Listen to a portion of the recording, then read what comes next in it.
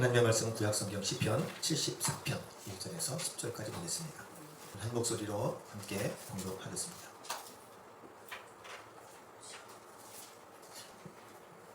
함께 봅니다. 하나님이여, 주께서 어찌하여 우리를 영원히 버리시나이까? 어찌하여 주께서 기르시는 양을 향하여 진노의 연기를 뿜으시나이까? 옛적부터 얻으시고 속량하사 주의 기업의 지파로 삼으신 주의 회중을 기억하시며 주께서 계시던 시온산도 생각하소서. 영구히 파멸된 곳을 향하여 주의 발을 옮겨 놓으소서. 원수가 성소에서 모든 악을 행하였나이다. 주의 대적이 주의 회중 가운데에서 떠들며 자기들의 깃발을 세워 표적으로 삼았으니 그들은 마치 도끼를 들어 상림을 베는 사람 같으니이다. 이제 그들이 도끼와 철퇴로 성소의 모든 조각품을 쳐서 부수고 주의 성소를 불사르며 주의 이름이 계신 곳을 더럽혀 땅에 엎었나이다. 그들이 마음속으로 이르기를 우리가 그들을 진멸하자 하고 이 땅에 있는 하나님의 모든 웅당을 불살랐나이다. 우리의 표적은 보이지 아니하며 선지자도 더 이상 없으며 이런 일이 얼마나 오래는지 우리 중에 아는 자도 없나이다. 하나님이여, 대적이 언제까지 비방하겠으며 원수가 주의 이름을 영원히 능욕하리이까? 시편 74편의 시간적인 배경은 유다가 바벨론에 의해 멸망당한 후입니다. 좀 더 구체적으로 말하면 바벨론에 의해서 예루살렘의 성전이 다 파괴되고 예루살렘 성도 다 파괴되고 유다 백성들이 바벨론의 포로로 끌려간 그 시점입니다. 이렇게 말할 수 있는 이유는 3절 그리고 7절에서 5절의 말씀 때문인데요. 이렇게 나오죠. 곧 원수가 성소에서 모든 악을 행하였고 그들이 마치 도끼를 들어 삼림을 베는 사람과 같이 도끼와 철퇴로 성소의 모든 조각품을 쳐서 부수고 주의 성소를 불사르며 주의 이름이 계신 곳을 더럽혀 땅에 엎었나이다 하는 것이 그것이에요. 사실 예루살렘의 성전과 예루살렘 성이 파괴되고 유다가 멸망하여서 그 백성들이 바벨론의 포로가 되었다라고 하는 이 사실은 하나님의 선민, 곧 하나님께 택한 받은 백성이라며 믿으며 살아왔던 이 유다 사람들에게 있어서는 그야말로 충격, 아니 그 충격을 넘어서는 그 이상의 것이었다라고 말할 수 있어요.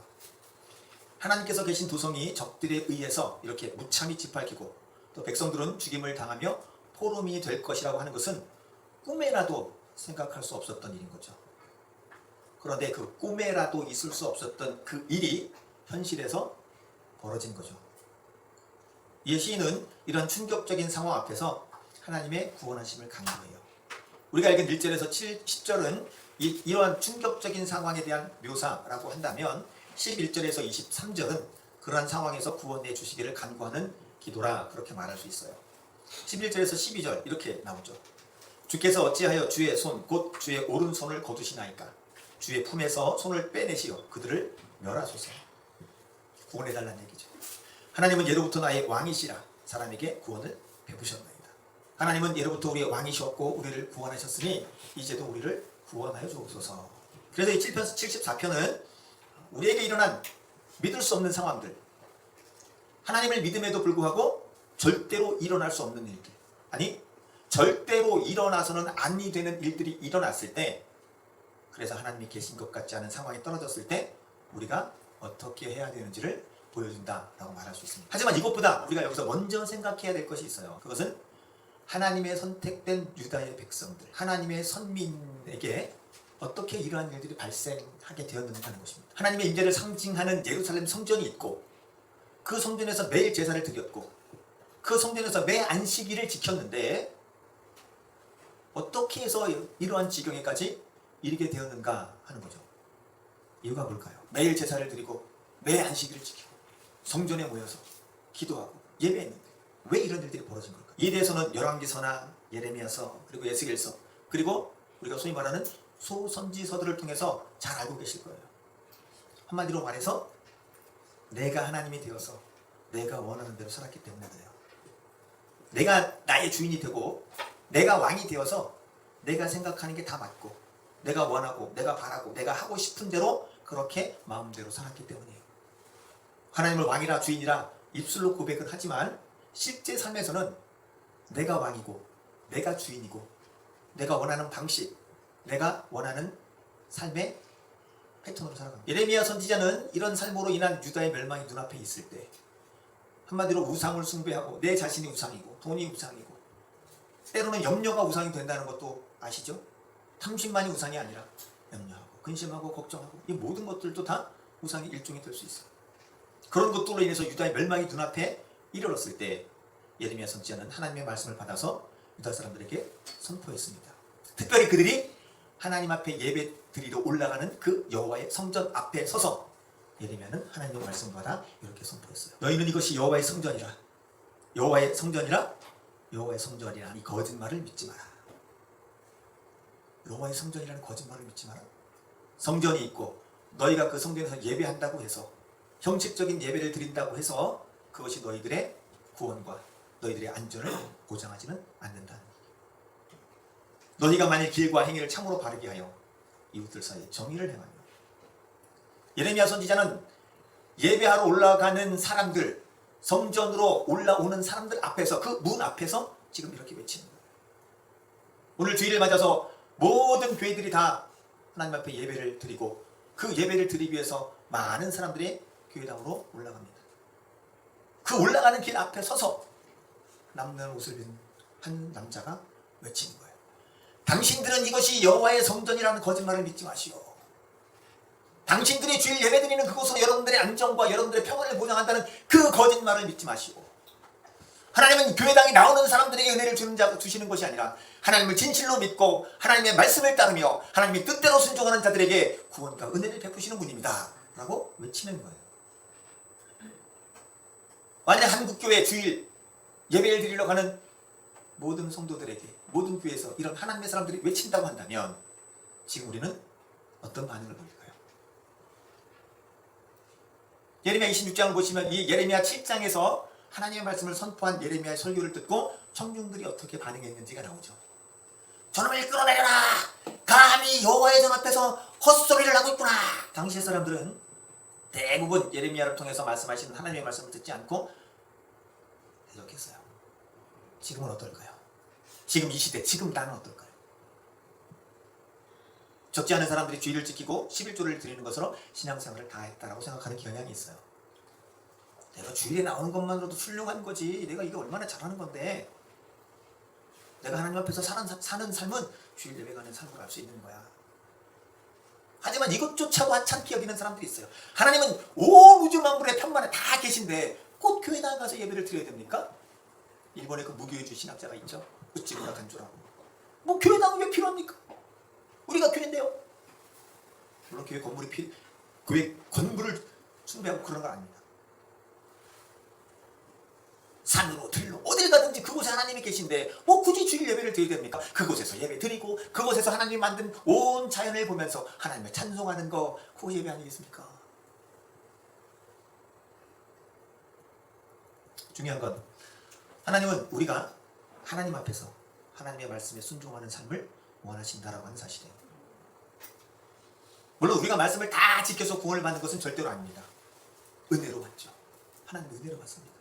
우리는 이미 하나님이 무한하신 은혜와 긍휼로 구원받은 하나님의 자녀들이에요. 그래서 하나님의 자녀로 사는 우리, 하나님의 자녀된 우리가, 하나님의 백성된 우리가 하나님의 주권 아래에서의 삶을 살아야 하는 것이고 이를 위해서 우리가 힘써야 하는 거예요. 예수를 믿는다는 건 내가 원하는 방식대로 내가 원하는 것을 이루기 위해서 믿는 게 아니고 예수를 믿는다는 건 내 삶의 생각과 삶의 방식을 다 포기하고 예수님의 삶의 방식으로 살겠습니다 라고 고백하는 거예요. 어떤 사람들이 군사를 가지고 싸우려고 이렇게 나갈 때 저쪽에 1만 명이야, 나는 1000명이야. 그러면 무턱대고 나가겠습니까? 어떤 사람이 집을 지으려고 하는데 내가 가지고 있는 돈이 1000만 원이에요. 그러면 그냥 무턱대고 뒤로 사고 뭐 하겠어요? 계산을 하잖아요. 어떻게 해야 될 것인가? 예수를 믿는다는 건 내가 원하고 바라는 것들을 받아내고 이루기 위한 수단이 아니고 그동안 내가 가지고 있던 이 가치관과 생각과 삶의 방식을 과격하게 위해서 뜯어 고치고 예수님께서, 하나님께서 우리에게 요구하시는 그 삶의 방식으로 사는 거예요. 그게 예수 믿는 거예요. 처음 구원의 감격, 기쁨 누리면 살다 기쁨과 즐거움과 감사가 막 넘치죠. 근데 그 다음에는 누구든지 나를 따르려거든 자기를 부인하고 자기 십자가를 지고 나를 따를 것이다. 예수 믿는 데는 대가와 희생이 요구되는 거예요. 근데 우리는 만날 어떻게 하느냐면 하나님 예수님이 십자가를 지셨으니 대신 내 십자가를 지고 계속해서 내 앞장서서 가십시오. 피 흘리면서 땀 흘리면서 꼬꾸라지면서 가시면 나는 편안하게 뒤따라가겠습니다. 이걸 예수 믿는 거라고 우리가 종종 오해를 해요. 하나님의 자녀된 우리는 하나님의 삶의 방식으로 살아가는 거예요. 내 힘으로 될까요?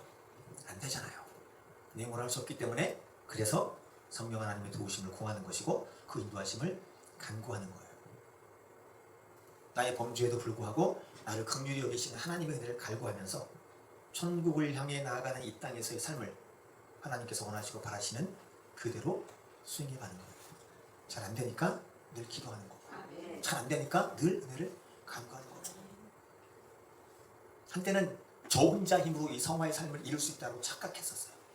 하나님께서도 역사하시지만 내가 해야 되는 일도 있다. 분명히 맞는 얘기죠. 그런데 내가 할 수 있는 힘, 내가 할 수 있는 의지조차도 하나님의 은혜로 내게 부어줘야 된다.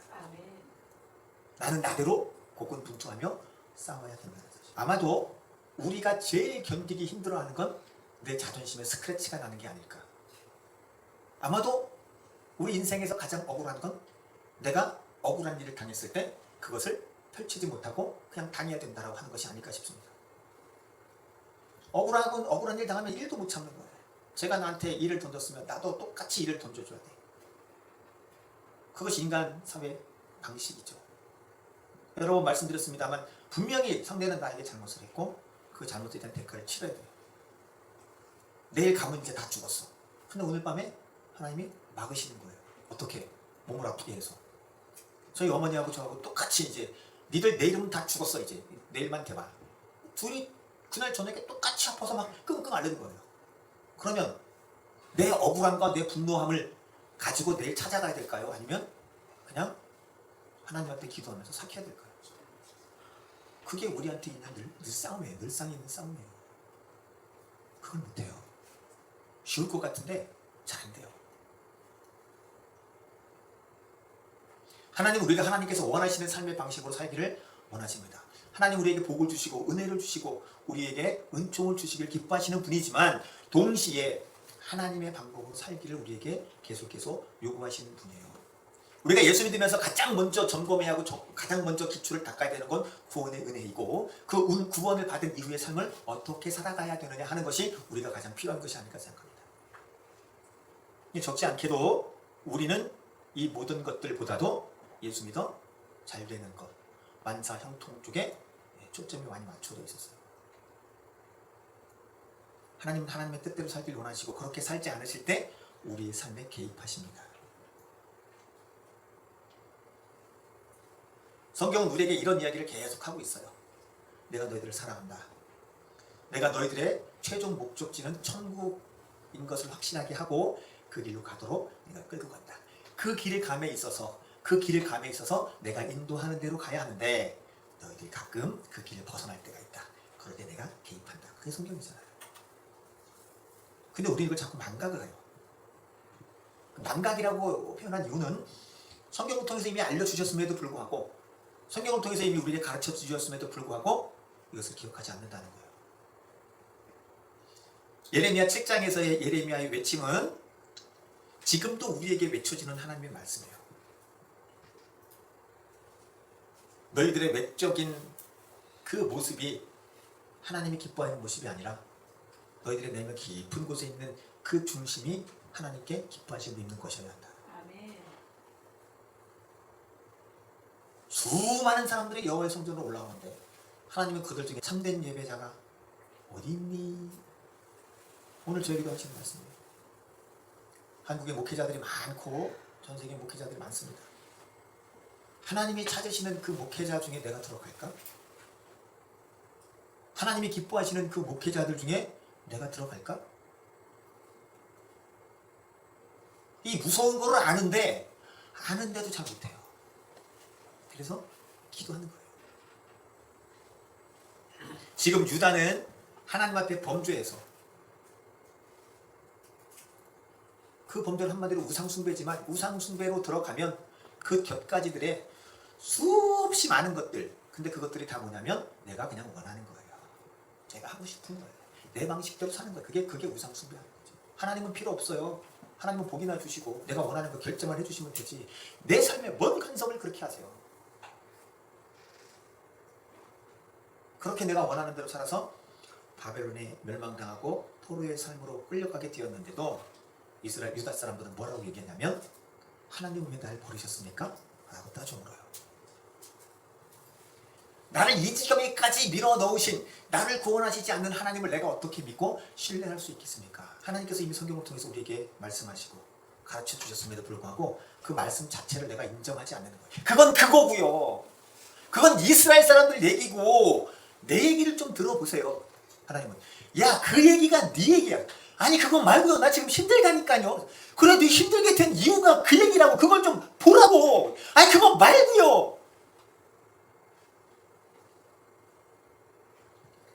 물론 처음에는 어려움과 고통 경험을 하나님께 기도하죠. 하나님이여, 주께서 어찌하여 우리를 영원히 버리시나이까? 어찌하여 주께서 기르시는 양을 향하여 진노의 연기를 뿜으시나이까? 그런데 이렇게 기도를 하고 시간이 오래 지났음에도 불구하고 하나님의 구원의 손길이 임하지 않으면 이제 하나님을 향해서 얼굴이 안색이 달라지는 거예요. 내가 이렇게 기도하는데도 안 열어준다고? 계속 반복해서 말씀드리지만 지금 유다가 바빌론에 멸망당하고 성과 예루살렘 성전이 파괴되고 포로로 끌려가게 된 것은 하나님께서 원하시는 삶을 살지 않았기 때문이에요. 우상숭배, 내가 하고 싶은 것을 금하지 않고 그대로 살았기 때문이에요. 그런 재앙, 그런 걸로 인해서 지금 유다는 멸망을 당하는 거예요. 예레미야는 하나님의 말씀을 받아서 그 말씀을 계속 선포했지만 유다 백성들은 귓등으로 만들었기 때문에 그래요. 예레미야 7장 18절에서 20절. 자식들은 나무를 줍고 아버지들은 불을 피우며 부녀들은 가루를 반죽하여 하늘의 여왕을 위하여 과자를 만들며 그들이 또 다른 신들에게 전제를 부음으로 나의 눈을 일으키느니라. 여호와의 말씀이니라. 그들이 나를 경록하게 함이냐? 자기 얼굴에 부끄러움을 자초함이 아니냐?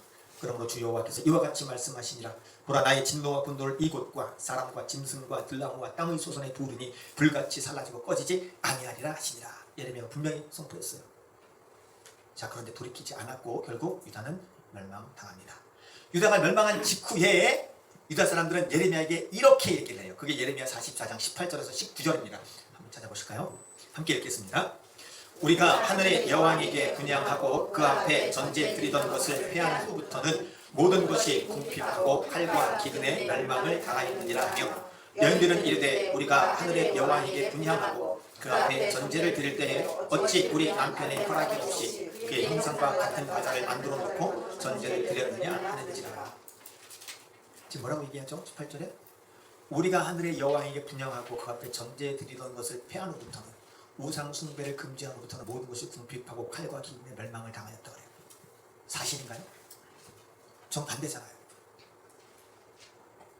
내가 하나님 앞에 범죄하고 하나님을 대적해서 당한 일을 가지고 거꾸로 인식을 하는 거예요. 그러니까 지금 바벨론에 멸망을 당한 사람들은 왜 멸망당했는지를 모르는 거예요.